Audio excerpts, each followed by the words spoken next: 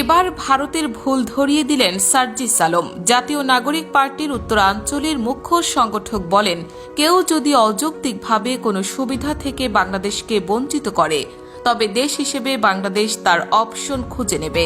শনিবার দুপুরে পঞ্চগড় সদর উপজেলার ধাক্কামারা ইউনিয়নের মিরগড় এলাকায় জেলা প্রশাসন ইকো পার্কে পঞ্চগড় জেলা প্রশাসন আয়োজিত অনুষ্ঠান শেষে তিনি বলেন, বাংলাদেশ ভারত দুটি প্রতিবেশী দেশ। কখনো এই দুটি দেশের সম্পর্ক এমন হয়ে যাবে না যে মুখোমুখি দাঁড়িয়ে যাবে, আমরা এটা প্রত্যাশা করি না। তবে ভারত বাংলাদেশকে কিভাবে ডিল করছে, কোন চোখে দেখছে, এই জিনিসগুলো বাংলাদেশের সঙ্গে ভারতের সম্পর্ক নির্ধারণ করবে। তিনি আরও বলেন, এখন এই গ্লোবাল ওয়ার্ল্ডের সবকিছুরই কোনো না কোনো বিকল্প একটি অপশন রয়েছে। পৃথিবীর বড় বড় পরাশক্তি বিভিন্ন সুযোগ সুবিধাকে বন্ধ করে দিয়ে অনেককে চেপে ধরার চেষ্টা করেছে, কিন্তু দিন শেষে ওই ছোট ছোট শক্তিগুলো আরও বিকল্প অসংখ্য পথের মধ্য দিয়ে শক্তিশালী হয়েছে।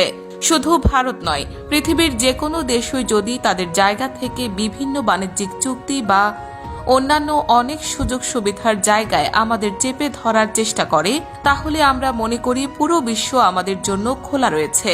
তার ভাষ্য, আমরা বিশ্বাস করি ভারত রাজনৈতিক দল হিসেবে নয়, বরং একটি দেশ হিসেবে ফাংশন করবে এবং দেশ হিসেবে আরেক দেশের সঙ্গে তার যে বাণিজ্যিক চুক্তিগুলো সেগুলো করবে এবং বজায় রাখবে।